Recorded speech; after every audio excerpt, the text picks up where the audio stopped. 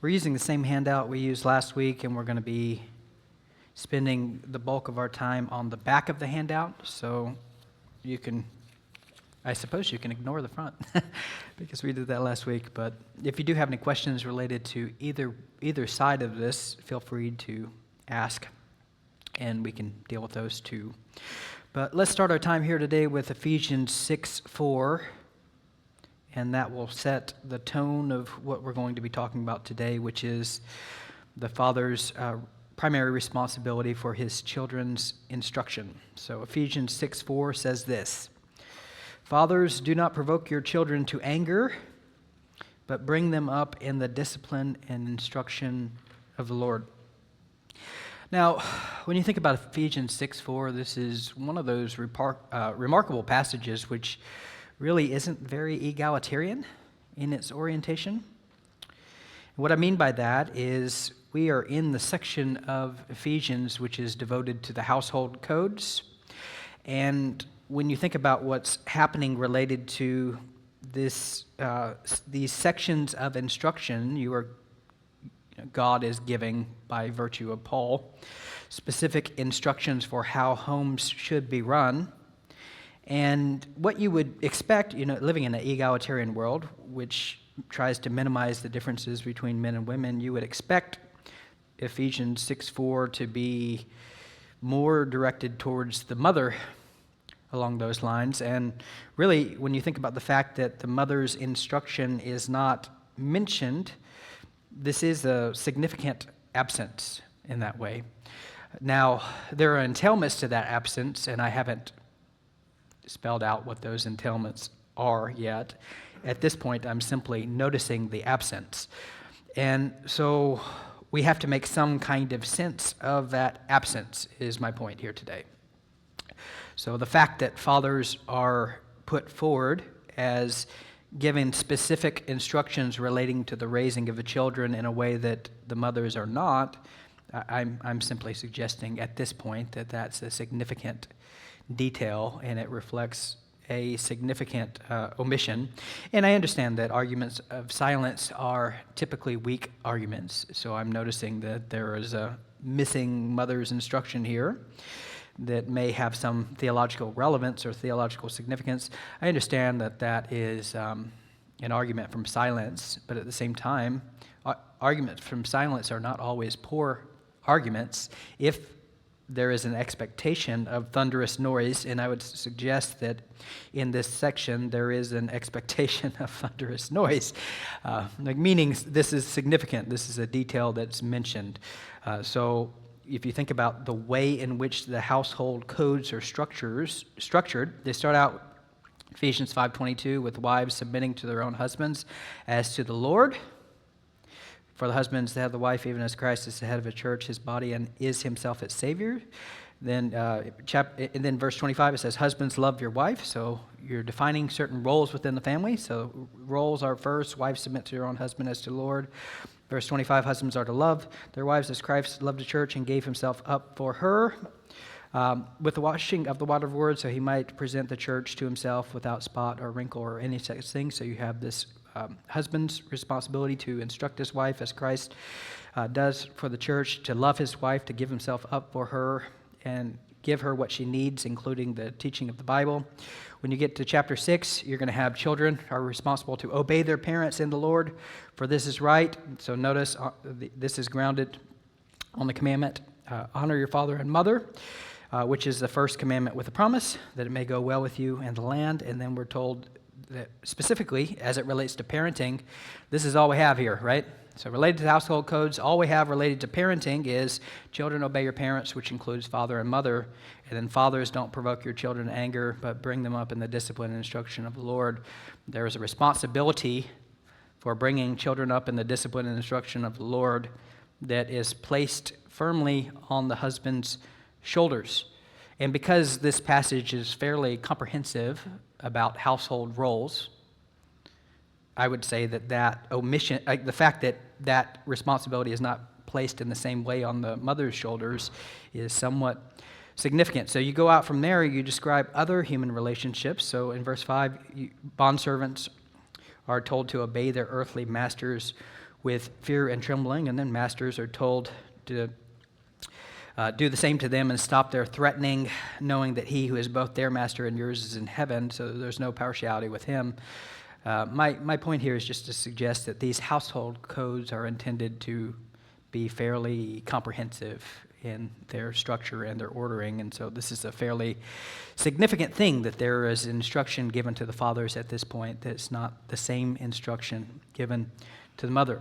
Now, what are we to make of these things? That's the question that we should seek to answer today. What are we to make of these things?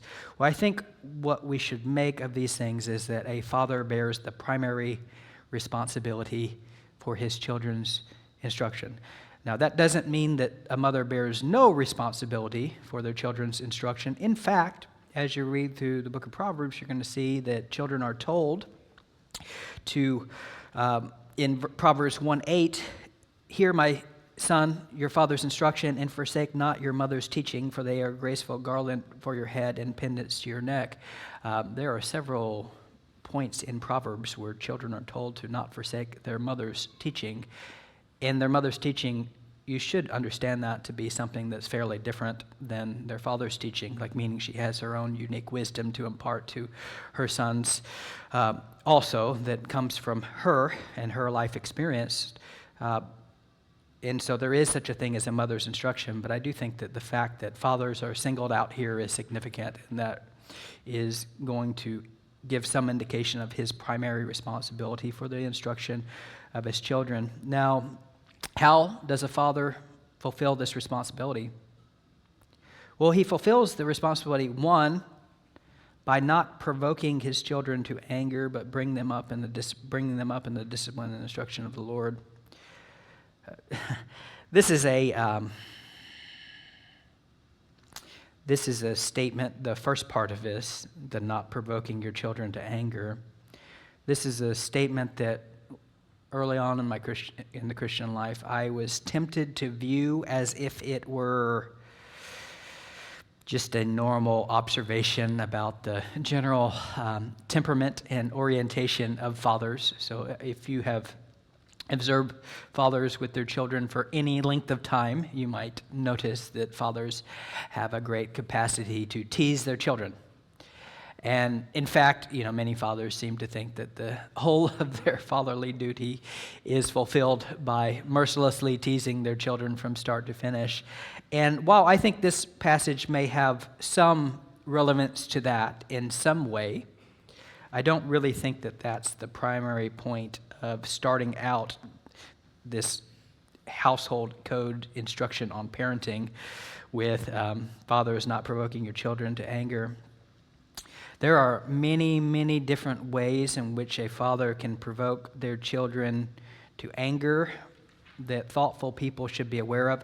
I hope at some point to do a class on this, because I do think that it's very helpful to think through some of the ways in which fathers can provoke their children to anger. But I think there's many ways that I could just mention in a cursory way right now that fathers do this, in contrast to what they should be doing, okay? So, for example, like a father who is overly distracted, that's going to be a significant source of frustration for their children. A father who's too busy, a father who's a workaholic, who's not available, he's going to be a significant source of provocation to his children. A father who, fails to actually do the latter, to bring their children up in the discipline and instruction of the Lord, he's going to be provoking that child to anger, because folly is bound up in the heart of a child.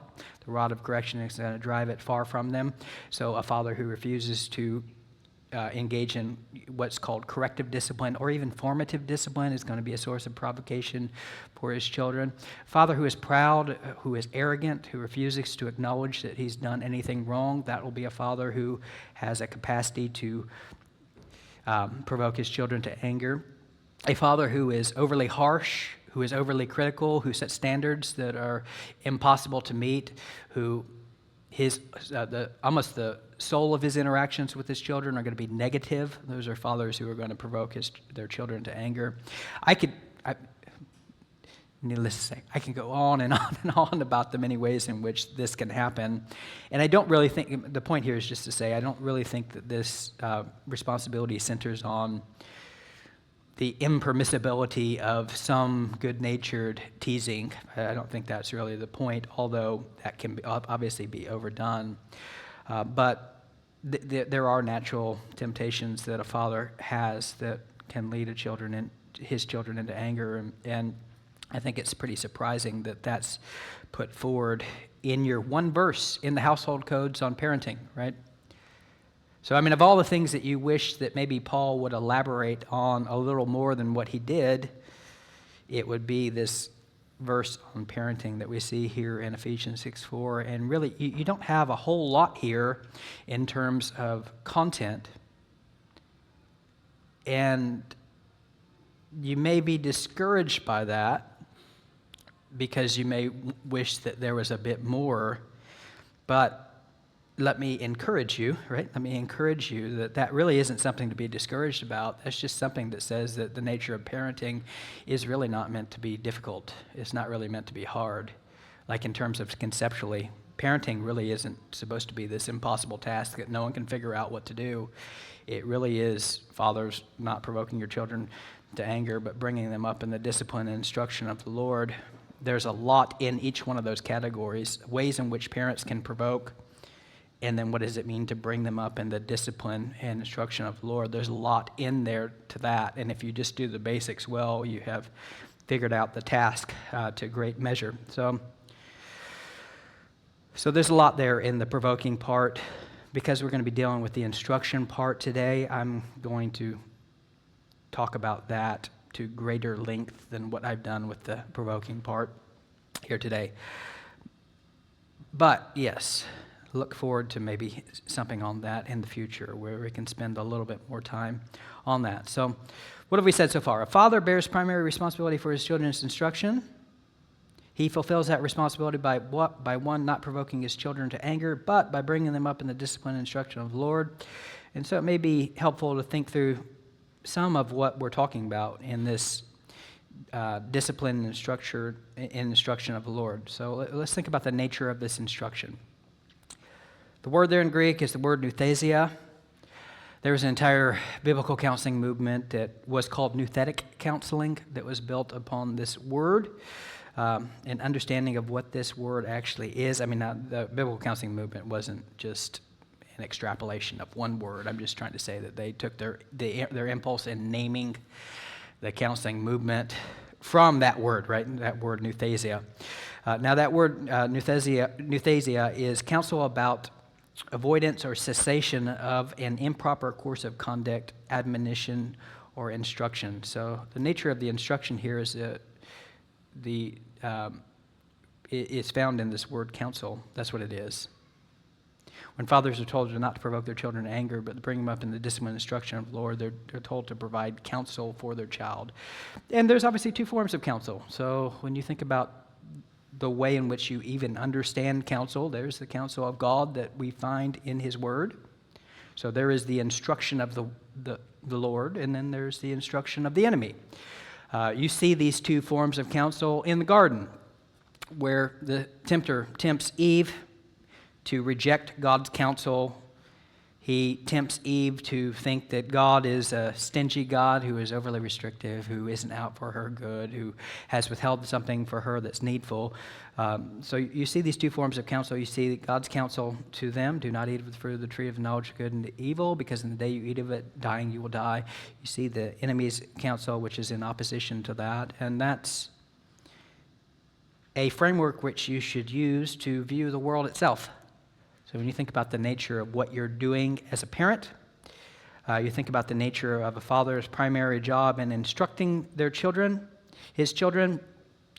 It is his job to guard the counsel of God and to give that counsel to the child, knowing that that child is living in a world that is trying to counsel him in opposition to everything that God says. So here's the thing. I mean, there's many people who are clamoring for influence for your children, and they're being discipled by someone. You know, we seem to think as Christians with the sensitive conscience at times that we need to be careful in how we impose our counsel upon others. We need to kind of give them a wide berth. Maybe only give counsel when they ask, right? And that's kind of our orientation when we think about counsel in general is, hey, I'm here to help you if you want me to help you, but I don't need to insert myself into your situation.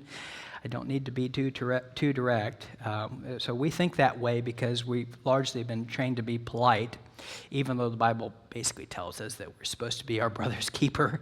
We're supposed to admonish one another, exhort one another, correct one another, rebuke one another. If you see someone wandering from the truth, you're supposed to go after him, right? You see a sheep wandering, you leave the 99, you go after the other. We're told to have responsibilities towards one another, and we generally try to shy away from those. But here's the thing, like you're living in a world that doesn't shy away from these things at all. They pretend like they do. But they're constantly trying to mold you into their image. I mean, you can't even watch TV shows. You can't watch. If you have any kind of discernment or awareness, you watch TV shows, you'll realize, like, they're trying to mold me into their image there and there and there and there and there. They're not neutral. What they're saying is not neutral. They have counsel. They have suggestions. They have wisdom. They're trying to brainwash you. And, often as Christians, we see the main things, we see the big things, but then we're more hoodwinked by some of the more subtle lies. But here's the point. The nature of this instruction is counsel, and fathers are to give their sons the counsel of God in contrast to the counsel of the world. So this is counsel. It is counsel about the avoidance or cessation of improper course of conduct. It's admonition, it's instruction. This is, the Bible is saying, fathers, like, don't provoke your children to anger, but you bear this primary responsibility to ensure that they have the counsel of God and not simply the counsel of the world. Okay? That's the nature of the instruction, is counsel. What about the content of the instruction?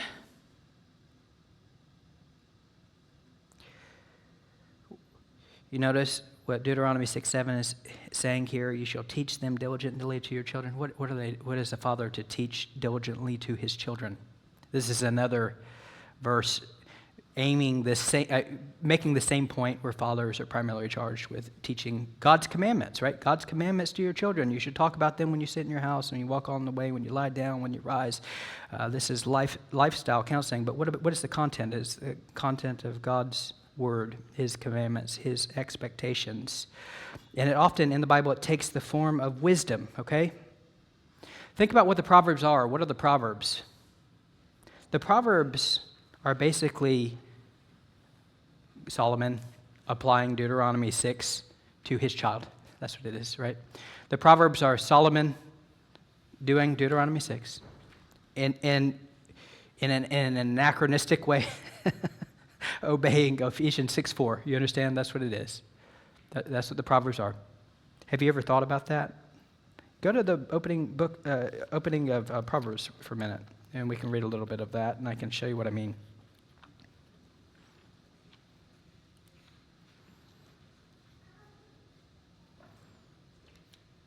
Often, when you read Proverbs, this is a collection of wisdom, sayings.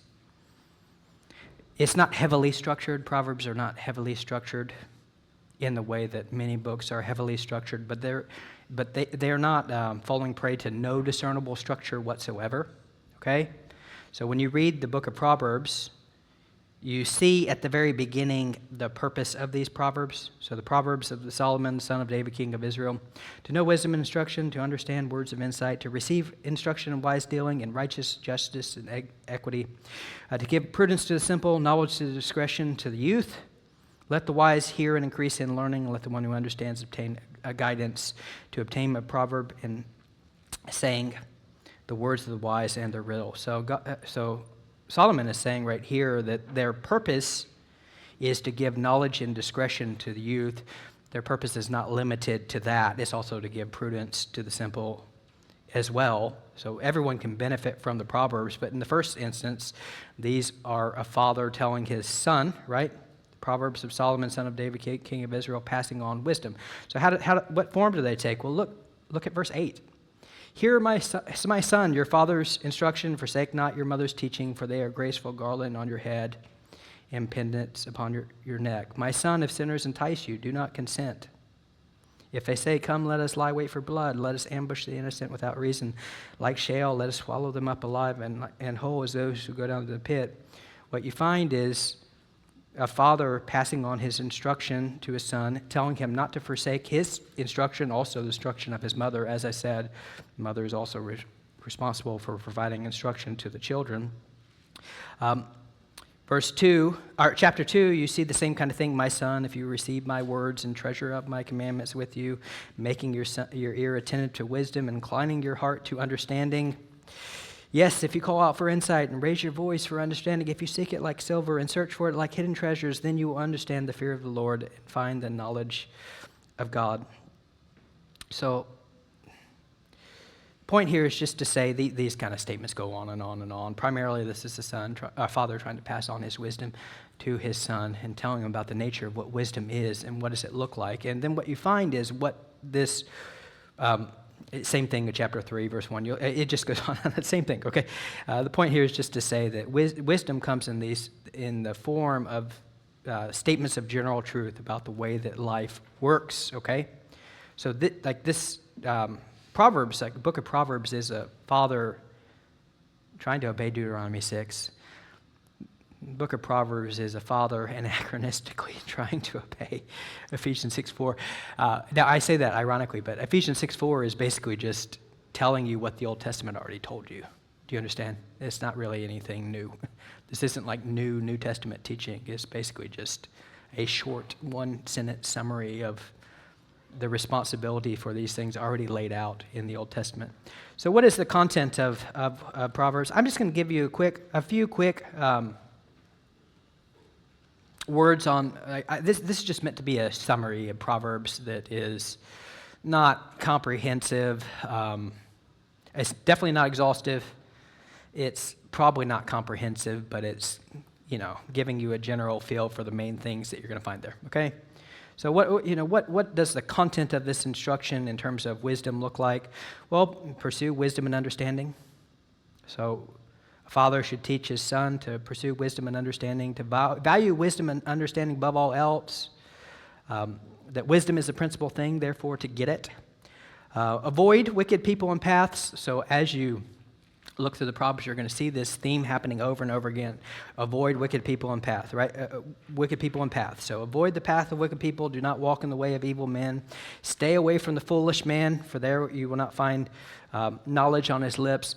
Like the Proverbs in general are designed to help a young man, keep him from the forbidden woman who's going to forsake the companion of youth. So the Proverbs are designed to help, like from a father to teach a young man, like who to avoid, right? Who to not have close friendships with, because your friendships will influence you. So avoid wicked people, wicked paths. Beware of immorality and adultery. I hope as you think about that as a summary, many, many Bible verses come to mind in Proverbs that are pointing you to that very thing. So the son is told to avoid the adulterous woman. Don't go near the door of her house. You have that dramatic picture of the young man going into the wrong place at the wrong time, being greeted by the wrong kind of woman, wearing the wrong kind of clothes, with the wrong kind of attitude, right? That he is described as like an ox going into a slaughter because he's rejected wisdom at that point. So avoid the adulterous woman. Don't go near the door of her house. But then over and over again, the young man is told to rejoice in the wife of his youth, in contrast to that. So you're not just trying to kill those desires. What you're trying to do is channel them to the right direction, not the wrong one, right? That's his point. So beware of immorality and adultery. Guard your heart. To guard your heart above all else, for it determines the course of your life. That doesn't mean to turn yourself into a stoic monk who has no passions whatsoever and has no desires and has achieved samadhi. That's not the point, right? That's not what it's talking about when it says to guard your heart. What he's talking about when he's saying to guard your heart is you definitely don't just give your love and affection to everyone, do you? Don't just give your... You need to be careful that you are thinking clearly about the situations that you find yourself in.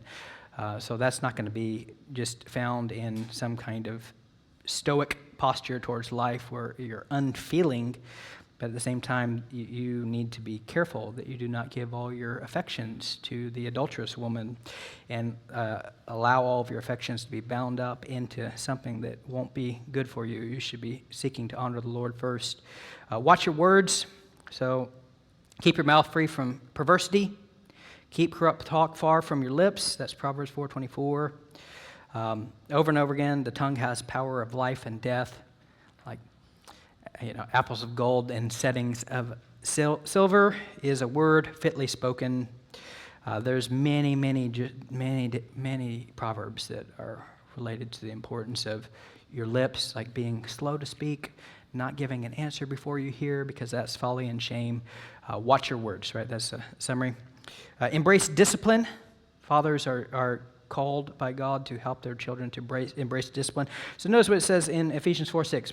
Fathers, do not provoke your children to anger, but bring them up in the discipline and instruction of the Lord. That discipline has two forms. Right, okay? So there's formative discipline and there's corrective discipline. Formative discipline would be helping your children to adopt practices which are going to help them to honor the Lord. So example of formative discipline could be family worship, the discipline to family worship. I mean, formative discipline can include many different things that may not be specifically spiritual. Like formative discipline could be teaching them postures of reconciliation. It could even be teaching them to exercise things. So, I mean, there's any number of good habits that you teach that are related to this topic of discipline, that all of which are not just practice the spiritual discipline. Although reading your Bible, praying, that's formative discipline. Corrective discipline is what happens when the child rejects the right course of action and you want to steer them towards the proper course. So formative discipline is helping them to adopt the practices necessary to be faithful to God in all areas of life. Corrective discipline is what happens when the child embraces folly and sinfulness in that way. But notice, embrace discipline. Do not despise the Lord's discipline, nor be weary of his reproof. Heed instruction and discipline in order to be wise. There's many proverbs on that. So embrace discipline. Avoid laziness and embrace diligence. So go to the ant, you sluggard, consider his ways, be wise, avoid laziness. The hand of the diligent makes rich. Practice righteousness and justice. So notice there are many proverbs related to this as well. To do righteousness and justice is more acceptable to the Lord than sacrifice. Seek justice, correct oppression. Keep good company. That's similar to the avoid wicked people and paths at that point. Keep good company. So that the avoiding the bad company is one part of that. The keeping good company, like pursuing good company to keep, is the opposite of that, right? So he who walks with wise men will be wise, but the companion of fools will suffer harm. Manage your finances wisely. So do not be one who shakes hands in the pledge or puts up security for debts. Honor the Lord with your wealth and the first fruits of all your produce. So manage your finances wisely. The Proverbs have a lot to say about that. Fathers should be teaching their children to manage their finances well. They shouldn't just be, raising them up, having them never thought about money before in their life, and then just say, all right, go figure it out. Figure out how to pay all your bills. Figure out what to do. This is the first time you have money. Now you have a lot more money than what you think. So you blow it all on a bunch of stuff that you don't need because you've never learned what to do with money before, right? So manage your finances wisely. Speak truth and avoid lies. Lying lips are an abomination to the Lord, but those who act faithfully are his delight. Exercise self-control. So a person without self-control is like a city broken into and left without walls. What a sobering thought, right? It's amazing. Yeah, when I grew up, I think like any child, I probably was more critical of my parents than I should be. And Yeah, so I think when I grew up, because I'm a sinner, I'm a sinner, I have a sinful heart. My sinful heart gravitates towards all the things that they're doing wrong, right? Like all the things that they're doing wrong, and then you don't really see all the good that they did as parents. You see all the bad stuff that they did wrong. But I remember when I studied Proverbs early on in my life as a Christian, after I got out of the house, and I went through this list of things. And it was very sobering to me to look at that list of things and think, oh man, my dad did almost all that. Right?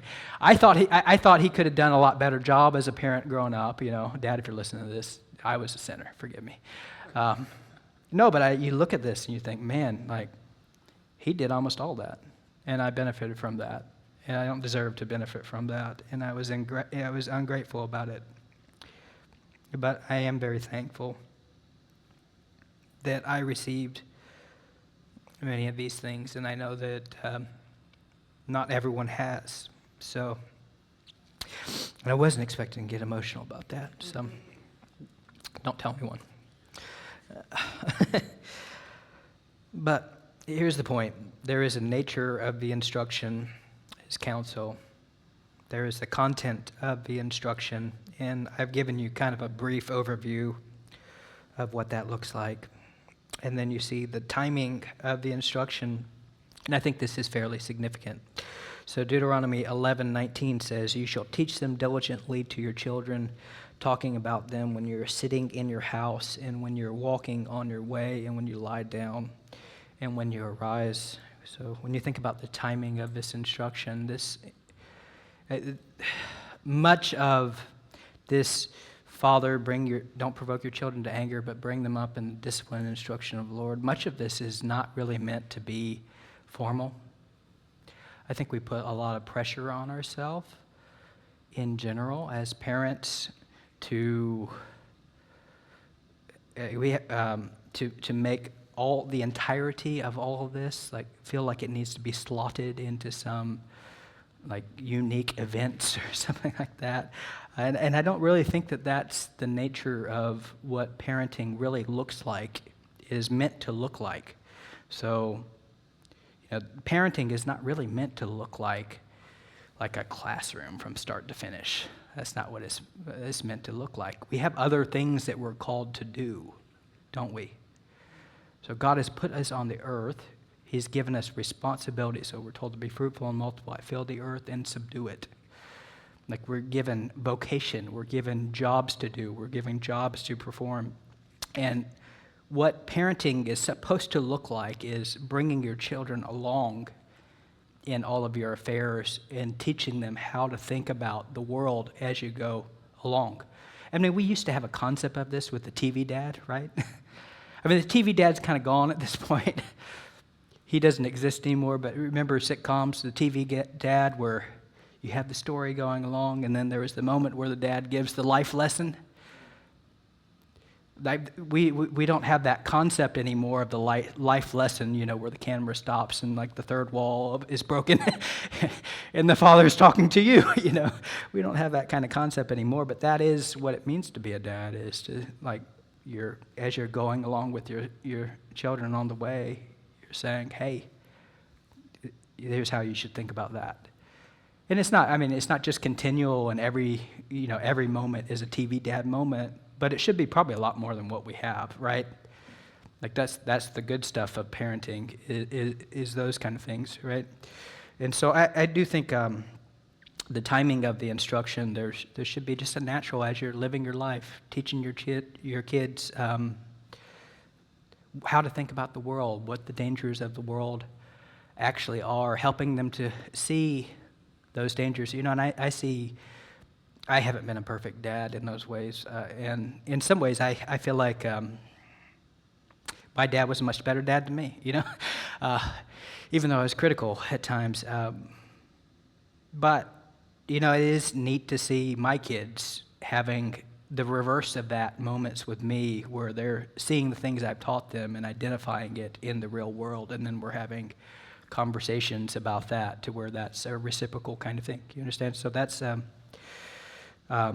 the timing is largely meant to be informal, and at the same time,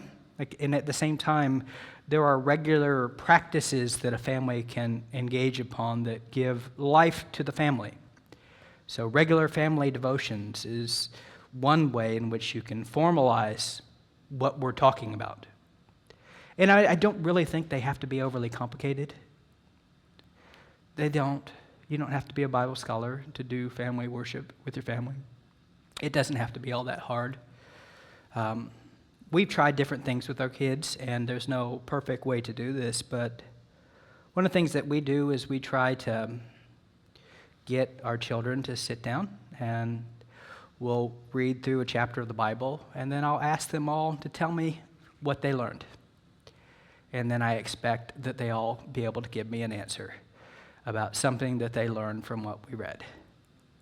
And that's something that's very easy to do. It doesn't require hardly any work. I mean, you should, you can make it better or worse based on your own preparation as a father, but you don't have to turn it into a sermon, like an hour-long sermon or something like that. You can simply read through a chapter of the Bible and ask everyone to tell you what they remembered, and then you can comment on it and try to help reinforce it. And so that's one of the things I try to do with our kids. We try to do a variety of different things related to this, but that's just like a very easy thing to do. And if you make that just a regular pattern in your life, then what you're going to find is that you're going to be slowly going through the Bible with your kids. And then what you're going to be doing is teaching your kids as you walk along the way as well, right? So you have the formal things. You have one formal mechanism that you're trying to be faithful to. You know what? We could be a lot more faithful to these things than what we are, for sure. We could make more of our life devoted to teaching our kids in a formal way than what we do, but just there's no substitute for starting out with the basics.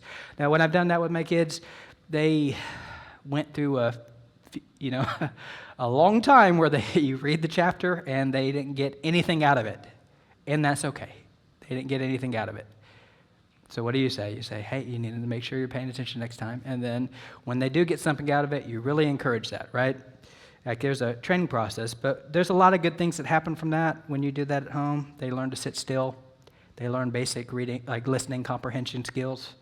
There's no way to learn anything about the Bible if you haven't been trained to listen. You can think about family devotions in that way as training grounds for what happens in the service. If you can teach them to listen to a chapter and get something out of it, even though it's a large chapter, they're going to learn to sit still. They're going to learn to be quiet. They're going to learn to pay attention to some degree. They're going to grow in that as they get older. My kids who are older now, they have a lot of things they learn from the passage. So I try to start out with the youngest first and then get to the older ones. My youngest ones will often latch on to the last word I said. That's something they learn. And then if they fail at doing anything, they'll just say Jesus, right? God, Moses, whatever. But they'll latch on to something, and then I try to really encourage that and not be a tyrant who's in disapproval over them. I want to try to encourage they got something out of it.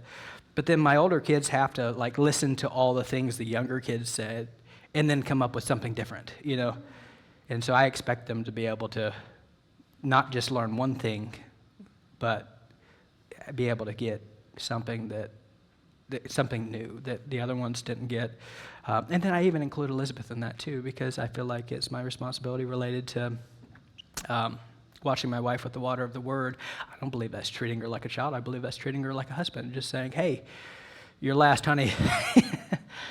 And she does a wonderful job at all that too. But, my older kids, after doing that and getting used to that, they can tell me a bunch of different things. I have to tell them to stop telling me things because they may take away opportunities from other people to come up with things if they say too many things, right? So, but no, that's just a simple thing. That's the point here is just to say, as a parent, you don't have to as a father, you don't have to make this overly hard. You may have no experience with this. You have no practice with this. It may be intimidating. Family worship sounds so formal, whatever. It may seem very intimidating, but there's very simple, easy ways just to be faithful Like, the point is to be faithful. The point is not to be a perfectionist and feel like it's your job to, teach them the entirety of the Bible day one or something like that. Most of what you're doing is training habits. If nothing else, you're teaching your kids that God is the most important reality in the universe, and if you don't get much out of this, you realize that this is really important to us. And you may be surprised at the things that stick that you don't realize stick, even though you thought that not much was happening. But the timing of this is meant to be largely organic. As you go along your way, as a dad, you go along your way, you're supposed to be looking out for the dangers and trying to warn your children of all the dangers, not taking for granted that they're just competent, capable, young people who see the world the way you see it. They don't see the world the way you see it. It's your job to help them to see where the pitfalls are. And you think about this as a parent. My goodness, I've made so many stupid mistakes in my life. Yet every parent, you think this way. If I could just spare my kids some of them, I just want to spare them some of them. Some of the dumb things that I've done. It's funny. My younger brother is probably my greatest disciple in the world, and it's amazing. I did life in a lot of ways the hard way, and he would come to me for advice, and I would tell him I would give him advice based on don't do this. This is the wrong way to do it. And he listened to me. He listened to me on all this, and his life has been remarkably easy compared to mine. So his life has been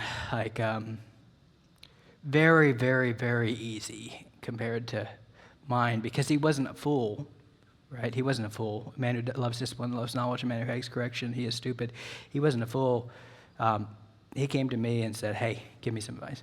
And I did. And so then he listened, and it's man, if only I knew that when I was younger, but God's sovereign, and there is no plan B, and God uses it all for his glory. But at the same time, certainly you want to spare your kids of some of these dangers. So you should teach them to your children.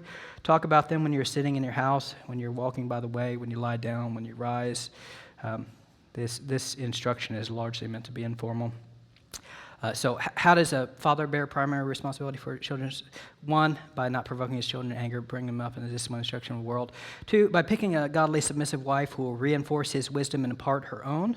So Proverbs 1:8, hear my son, your father's instruction, forsake not your mother's teaching, for they are a graceful garland to your head and pendants on your neck. So if a husband is primarily responsible to wash his wife with the water of the word, if he's responsible for her sanctification, if he is meant to be a source of instruction for her, and you pick a wife who will follow you, that wife is going to be, her basic orientation should be to reinforce your teaching to the children. That should be her primary posture, is reinforce your teaching, which is not coming directly from you, but from God, right? So God is teaching you.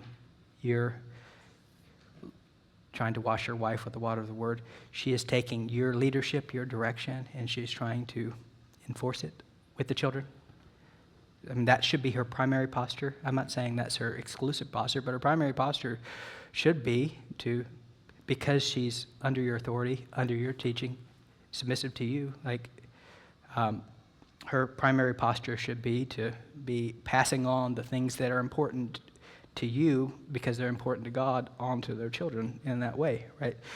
So you're bearing that primary responsibility by picking a wife who is not just going to be pushing the children in the opposite way as you the whole entire time.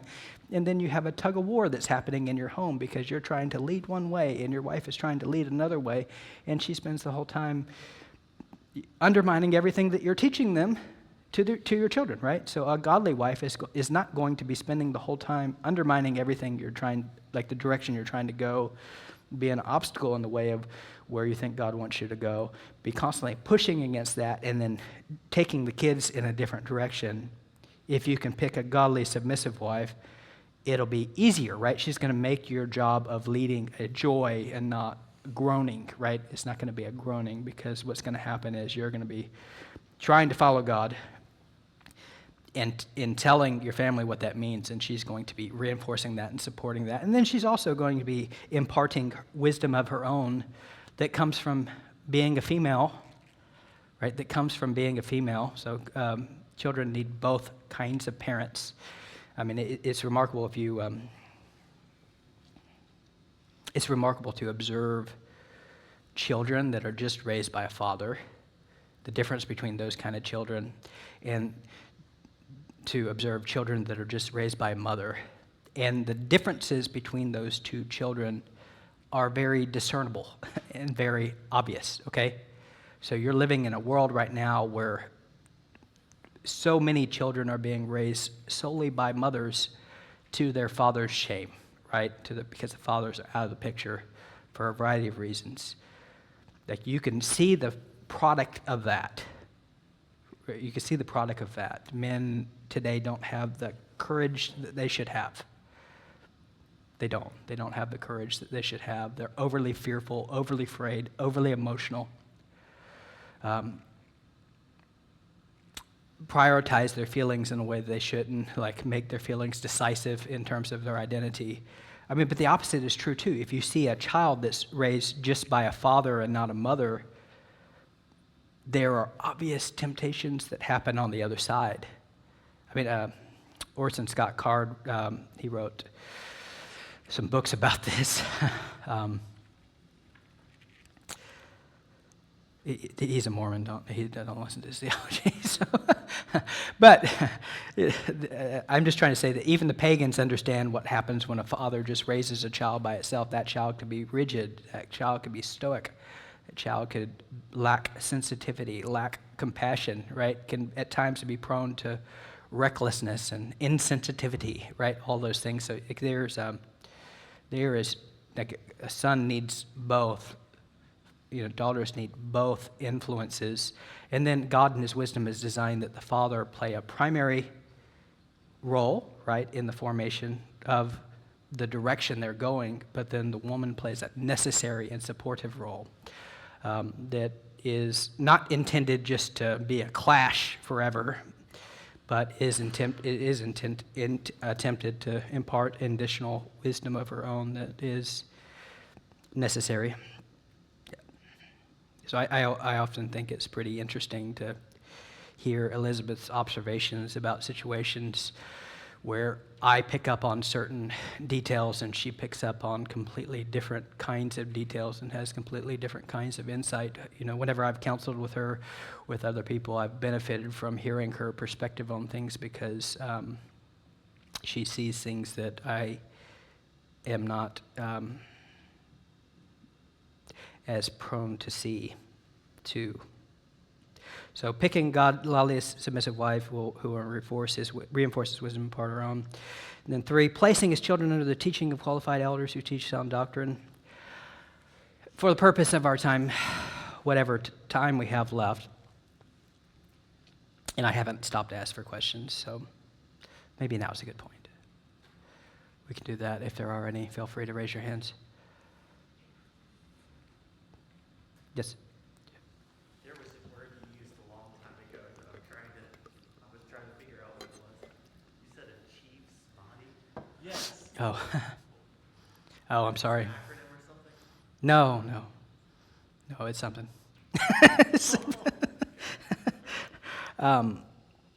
SMADI, S-M, A-H-D-I, I don't know, I can't spell it. But it's like enlightenment. Yeah. Like nirvana. Yeah. SMADI. Yep. Okay, anyways.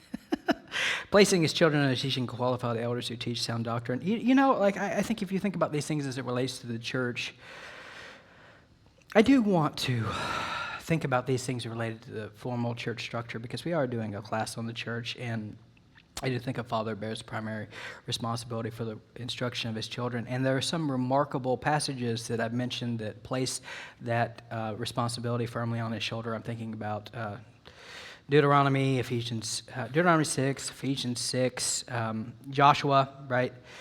As for me and my house, we'll serve the Lord. There is a responsibility that a father has towards the instruction of his children. And one of the things that's very noticeable when you read through the New Testament is that the New Testament really when you think about a doctrine of the church in the New Testament, you're not going to find that the New Testament is actively placing upon a church many of the expectations that we have for churches today in the 21st century. So you think about the nature of what the church is called to do. The church, like formally, is not really called to create specific formal teaching ministries for every conceivable gender, demographic, age group, life stage, everything else. Like, I think I'm trying to say something fairly obvious here that everyone should agree upon as an observation. So as an observation, if you look at what churches in America do and you try to substantiate it from the scripture in terms of finding specific instruction directed towards that, what you're going to find is like just a complete absence of any real teaching in the Bible that is positively directing us to do certain things, right? So you go into your standard megachurch, megachurch today, and you're going to see that your standard megachurch today has specific teaching occasions for almost every demographic imaginable. I mean, you even have churches that are devoted towards particular, like, niche identities, or like your cowboy church or something like that, right? So you think about the American church is very fragmented in the way that they think about these things. And the assumption that undergirds that project is the assumption that in order to feel safe, like feel community, you have to surround yourself by people who are like you, who are in the same life stage that you're in, right? That's kind of the thing. So like you have churches that have divorced women's ministries, right? So you have churches that, you have your cowboy churches, right? Now you think, all right, well these are extreme examples. I'm using these examples just to illustrate a principle, and then I'm going to ask you to evaluate that principle. Is the principle taught, right? So the principle being that the church has a unique responsibility to form like special teaching opportunities for unique kinds of people at different kinds of stages of life, right? So you think about your standard church, you have all the children's ministries that churches have. The more that people embrace, like as churches, the idea that you need age-specific instruction for children, the more classes you create. So you can have a bare minimum view of that, or you can have a maximum view of that, right? To where you take that logic and you run with it. So you have all the children thing, which typically there's pressure to model it after the public school system age divisions. Okay, so you have that related to children. You have that related to men and women, like where you need very specific. A bunch of men's formal teaching, a bunch of women's formal teaching that is trying to cover the same kind of territory. You have to do that for singles, so you have singles things. You have to do that for young married couples because they have their own unique challenges. Then you have to do that for old married couples, right, who are past the age of childbearing. And so then what you end up having is a bunch of groups that you create related to all of these things. And then, I mean, I would presume that everyone here would agree that a lot of the ethnic segregation is bad, right? That would be bad, wouldn't it? We would agree with that. But you do think about that there are voices within the evangelical church today that are advocating positively for safe spaces for African American people, like in the church, to where they need their own events, their own conferences, their own teaching instruction that's safe, for them, so they won't be triggered in the wake of, some social issues. And so you think about all that, you think, man, like, well, how do we go to the Bible and establish any of this? Like, how do we do it? That would be a question that you ask. Like, where does this come from? Because when you read the Bible, you see that the whole church gathers together in one place, okay? So the church comes together as a body. Frequently, when you read through 1 Corinthians, you're going to find the whole church gathers together, right? So on the front of the handout, you're going to see this in-church language, right? The women should keep silent. In churches language. In churches means the gathering, like the gathering of the saints. Like there are gatherings of the saints that are commanded, and it's all a unified gathering. And so one of the amazing things about what Jesus has done is Jesus has come to earth, and he unified a bunch of diverse people. That's what he did. He unified a bunch of diverse people.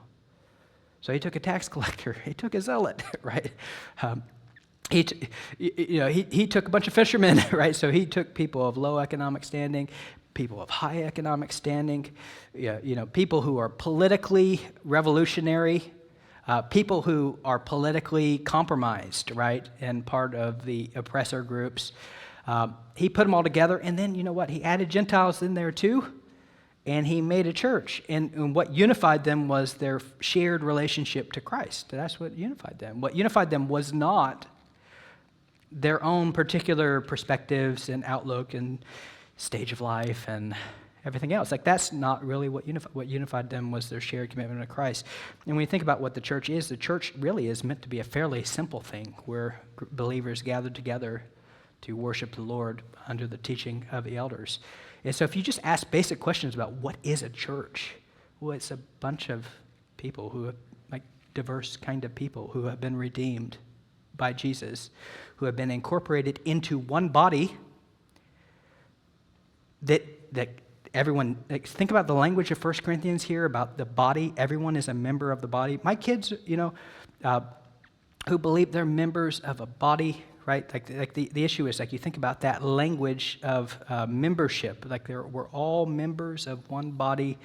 We all have different gifts. Those gifts are required to help us minister to each other in love. Like, we're supposed to build each other up. So this is what I'm trying to say is everyone who is a member is a picture of a unity. That's what I'm trying to say. Okay? Like, there's a picture of unity. That's what the church says. And so then if you were to think, well, what is a father's primary responsibility? Well, I think he has a primary responsibility to teach his kids. And then he's going to do that personally through formal instruction. He's going to do that personally through corrective discipline. He's going to do that by means of his wife. He's going to put them under the qualified teaching of the elders. They're going to faithfully attend the regular gatherings of the church. The elders seem necessary for the life of the body. Like, there are spiritual authorities above him. All I'm trying to say is the picture of the New Testament church is fairly simple. It's fairly simple. That's what I'm trying to say. It's fairly simple. And there isn't really this, as you look at the church, there really is no imperative to divide it all up by age, interest, race, life stage, like that. All those divisions are not naturally arising out of the text, is what I'm trying to say. They're not naturally arising out of the text, and so that would tell me that the New Testament authors didn't see all those divisions as something that were necessary. Because if they were all necessary, then we would be taught in the Bible to make all those kind of divisions. But because we are not taught in the Bible to make all those divisions, then I would just say that I don't think that God really intended it to work that way. So this is basically an argument from silence I'm making, in the sense of, if we're going to say that we need a lot of these things, then we need to show from the Bible where the Bible teaches these kind of divisions, and how does that affect our doctrine of the church. That's what we need to do. So we have a doctrine of the church. How do all these different things affect that? Because you have a plan that's put forward in the Bible that's fairly unified and specific. So I can stand before the Lord and say, an elder, like a father should take his children and place them under the teaching of elders, right? I can say that. Beyond that, I don't know that I can make a formal case that there's more needed from the church, like a church is required to create schools for the training of children or things like that. I don't see that really as something that is naturally arising out of the text. Now, you can say, hey, well, could it be beneficial? Maybe. And then you would evaluate, like, if you say, hey, all right, the Bible doesn't command it. Maybe it's beneficial. Let me make you a case for why it's beneficial. Okay, but then like you definitely don't want to teach that as something that thus says the Lord. This is an imperative. Churches are failing to do these things. In fact, I mean, the more that a father does his job in the home, the less I feel like, there's this imperative to create more things, on the side that are absolutely necessary for the health of the family. So, and I would, at the very least, want to say that we do need to be raising up a generation of parents who take these things that we've taught way more seriously than what we do. And it's fairly obvious that you're living in church culture and society right now where a lot of these things are not being done to hardly at all at home. And then there's an expectation that the church is going to just do almost the entirety, or other educators are going to do almost the entirety of this job for the parents. And that certainly is a problem. But if you think about how is he bear responsibility for his children's instruction? Well, I do think he's placing his children under the teaching of qualified elders who are going to teach sound doctrine. But any questions along these lines before we wrap up our time here today?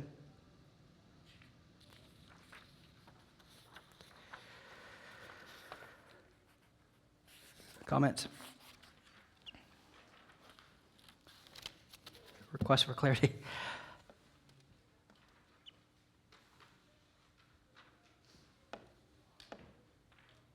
I hope, in closing, I do hope that we can encourage a generation of young people to take on these responsibilities more fully. And that's something that I'm very concerned about.